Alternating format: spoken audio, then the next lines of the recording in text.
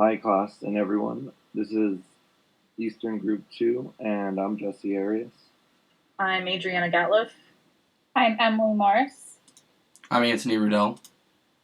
And I'm Greta Russell, and our group completed a replication study on increasing physical activity through self-monitoring, goal setting, and feedback.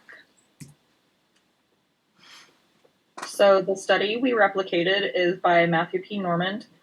In this study, subjects were given pedometers, and they self-monitored their daily number of steps. Goal setting and feedback and self-monitoring were used as treatment to see the effect on their daily number of steps. It was a multiple baseline design.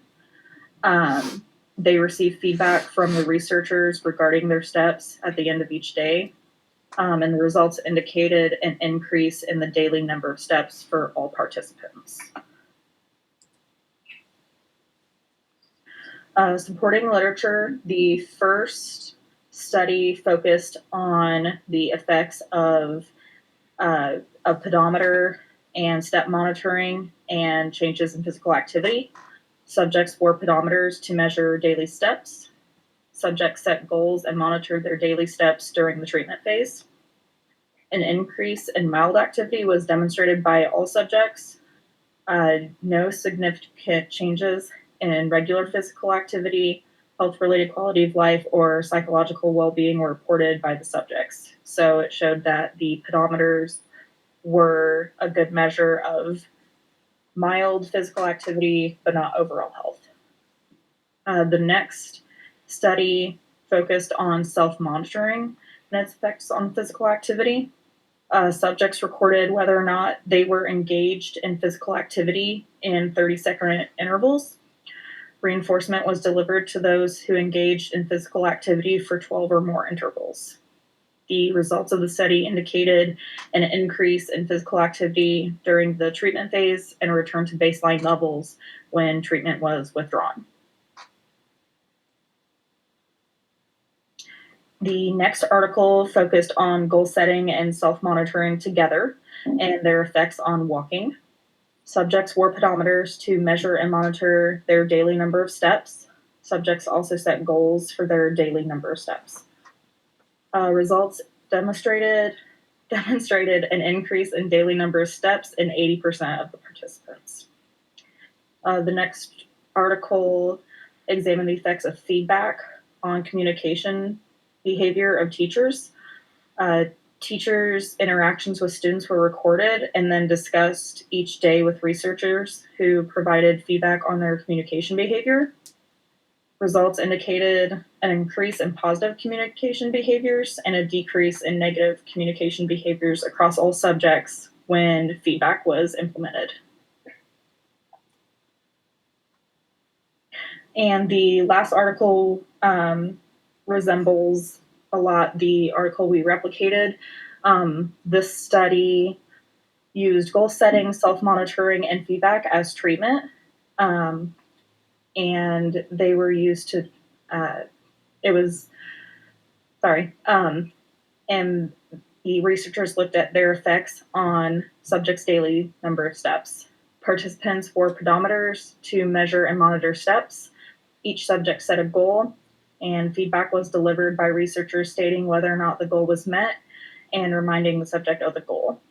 Research results indicated an increase in steps across all subjects. Those that received feedback met their goals 62 to 100% of the time. The purpose of this study was to determine whether or not an intervention using personal goal setting, self-monitoring, and feedback from others increased individual step count over time. The materials used for this research study are as follows. Access to the internet.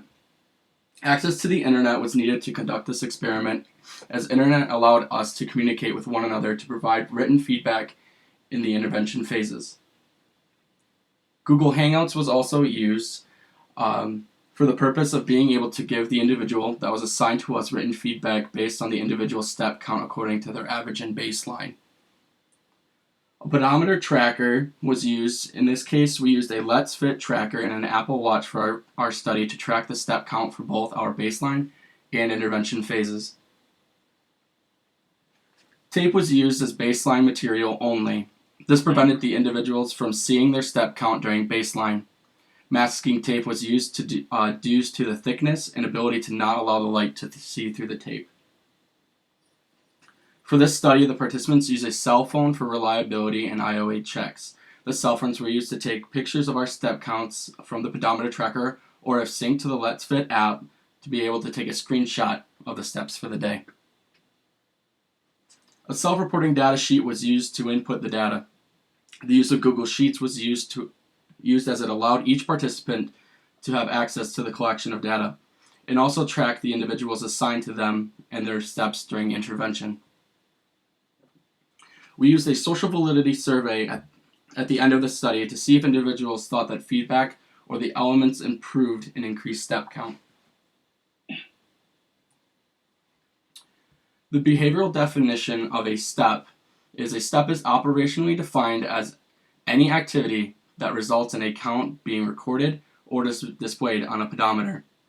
An example would be moving your whole body forward or backward, which is then registered on the pedometer, increasing the step number. A non-example would be moving your leg in an upward motion but not taking a step forward or backward, resulting in a step not being recorded on the pedometer.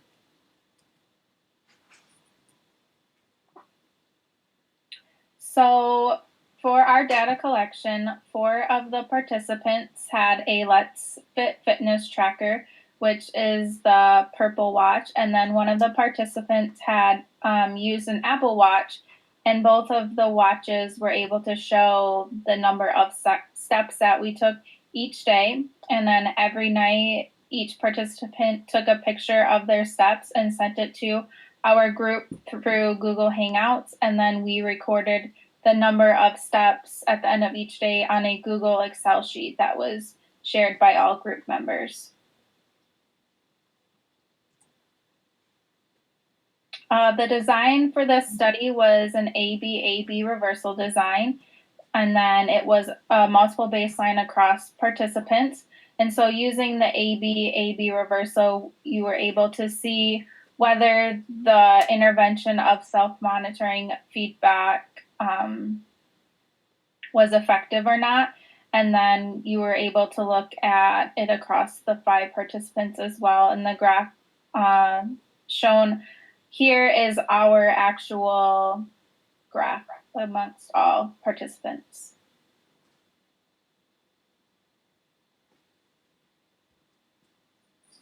So there are 3 main components of the treatment phases in this study. They were goal setting, self-monitoring, and feedback. For goal setting, each participant set themselves a personal step goal for each day based on what their step count averages were in the baseline phases to hopefully beat these averages. As for self-monitoring, participants were able to see their steps on their device as the day went on. The goal of the self-monitoring was to be aware of their steps per day and remain motivated throughout the day to increase those steps so they beat their averages. And for feedback, each participant was assigned a partner to provide both motivational but also constructive feedback to each day. Each participant was not only providing feedback to their partner at the end of each day in the treatment phases, but they were also receiving feedback on their own personal step count from a different participant.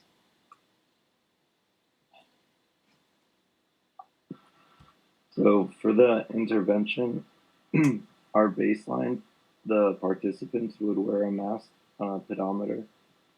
The day would begin at 12 a.m. and end at 11:59 p.m. Pictures were required to be submitted to the group via a chat app called Hangouts for verification of daily steps and treatment fidelity checks. For the treatment, pedometers would be worn unmasked. The day would begin at 12 a.m. and end at 11:59 p.m. Pictures were required to be submitted to Hangouts, the Hangouts app, for verification of daily steps and treatment fidelity checks. For the group's treatment goals, they were developed by calculating the mean of the baseline steps prior to the treatment phase. The calculation was the total number of steps divided by days in baseline to equal the goal or the steps to beat. In order to track our data, the participants were required to input daily step count data into an online Google document. It was in an Excel spreadsheet. In order to track our data, this procedure was to be repeated throughout all phases and was used in order to develop treatment goals.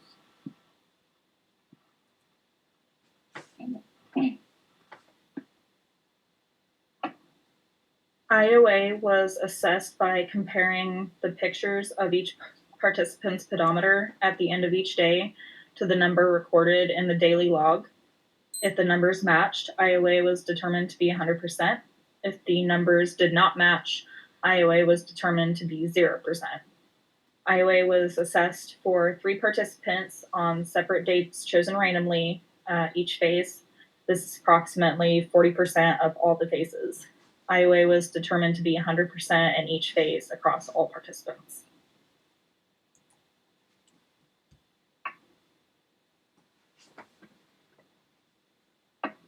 And for our treatment fidelity, each participant was to submit their pedometer picture to the group by 11:59 p.m. each day throughout the treatment phases, or for all phases.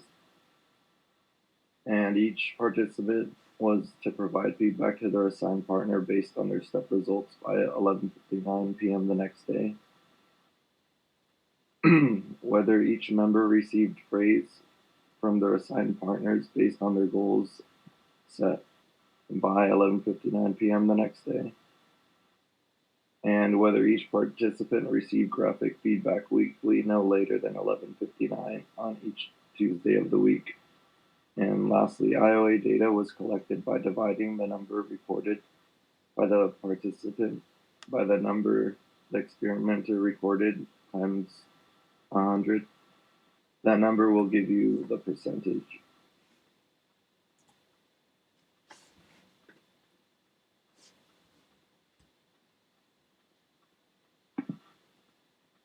And so for my graph, my baseline or my mean was developed from the baseline and is shown from that solid line in treatment 1. And for treatment 2, I had a few limitations. So the main one was at times I noticed that my watch would not track the steps I was performing throughout the day. And when I compared it to my phone, which I usually carried in my pocket throughout the day without taking it out or setting it on anything, it would be off at times from like 400 to 1,000 steps. And another limitation was on day 21. I was overwhelmed with homework, so I forewent taking many steps that day. And the last limitation was on day 27, where I was really sore and I just couldn't walk as much as my other days. But overall, on all my treatments, or on the treatments, I was able to beat my goal, my baseline goal.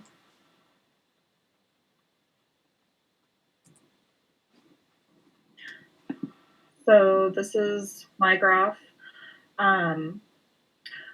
There was a lot of variability in my data. I think the biggest limitation for myself was that my job keeps me very active. So on work days, I had a lot higher steps than I did on the weekends, and it was hard to get up to that high amount of steps on the weekend that I got on weekdays. So good examples of that are sessions 6 and 7, sessions 13 and 14. Those were weekend days where I just had less steps because I wasn't at work and being as active as I normally am.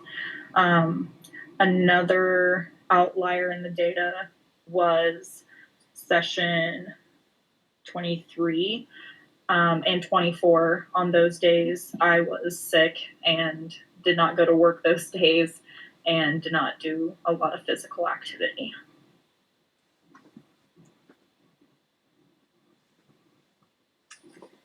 So my graph, you can definitely see some variability across the phase changes.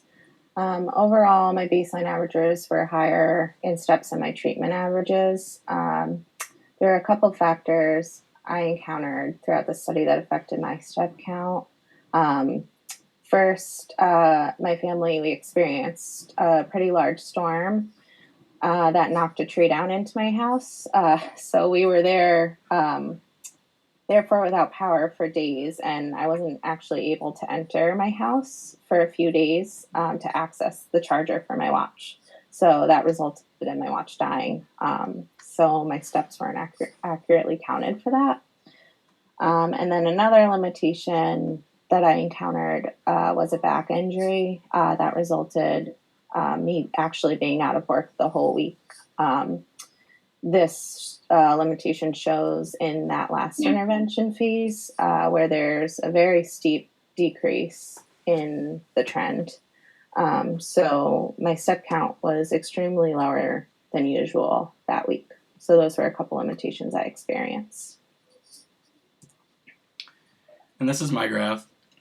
As you notice that there's a lot of variability between every phase. There are a few outliers on session 21. That was actually a weekend where I was able to go outside. But throughout every phase, I mean, there was definitely a lot of sedentary behaviors that I had at work where either a client was very active and we were moving, or there were days where we weren't moving at all.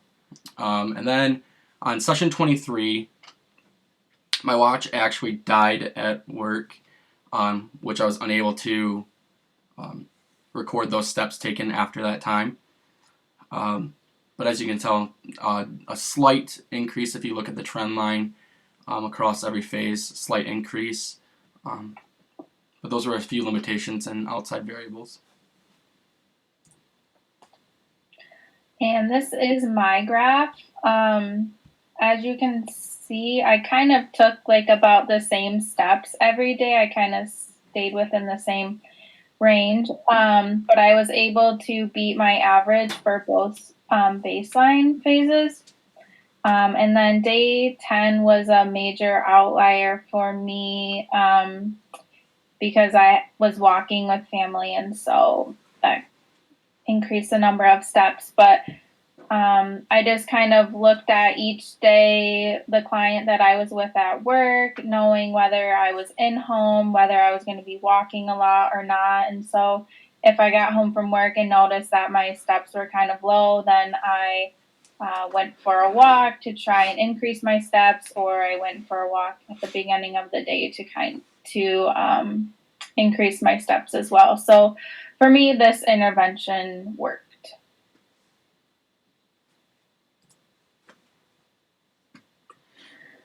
So the original study's results showed that the participant step counts increased during the treatment phases and decreased again in the baseline phases. The use of self-monitoring, feedback, and goal setting affected the amount of steps each participant had per day. The results from our replication study differed from the original study a little bit. Two of our participants, both Jesse and Emily, replicated the original study, whereas their average steps in the treatment phases were higher than their average steps in the baseline phases. Anthony increased his average step count in the second treatment phase in comparison to the second baseline phase, but his first treatment phase average was less than his first baseline phase. Both Greta and Adriana had an average higher step count in their baseline phases than intervention phases, so therefore the study was not replicated for these participants.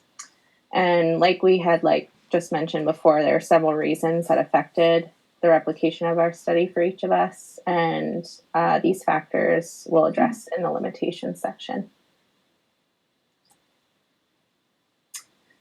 So, like we mentioned before, we completed a social validity survey. Each participant was asked to complete the survey on his or her opinions about the different aspects of treatment in the study. Questions were asked based on the effectiveness of goal setting, self-monitoring, and feedback on our daily exercise habits. Results from the survey were mixed among the participants. It was clear that the participants who effectively replicated the study found these interventions more helpful, so they agreed more with these statements than those participants who did not. Whereas the participants remained neutral or even disagreed with some of these statements.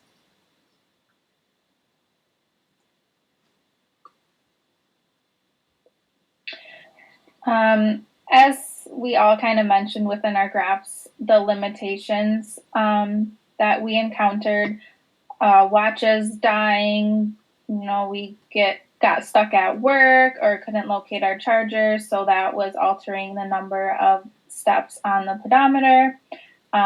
Injuries and sickness, some of us experienced injuries which resulted in low step counts or being sick and not wanting to engage in physical activity. Natural occurrences that happen with Greta, the bad storm, the amount of homework. With all of us being graduate students, we all have a lot of homework to do, which requires us to sit and not engage in a lot of physical activity. So during the weekends might be a time when a lot of us did our homework and we were not able to walk as much and be as active. The demands at work and physical activity. We all work in the applied behavior analysis field, and so it all kind of depends on how our kids are feeling and what their motivations are for every day. We might have some clients that are more active or some that prefer to sit at the table and play on the iPad or play board games. So it all kind of depended on our clients during the day and what they were working for. And then ensuring that our watches were covered during baseline was a potential limitation. We all obviously don't work together and don't see our watches, and so just knowing that our watches were covered and not altering our steps during baseline was a potential limitation. And then, as Jesse mentioned, he encountered his steps not matching up with the app that we use on our phone to the pedometers on our watch, and so that was also another limitation for our study. So this is the conclusion to our study. We look forward to everyone's feedback and thank you for listening.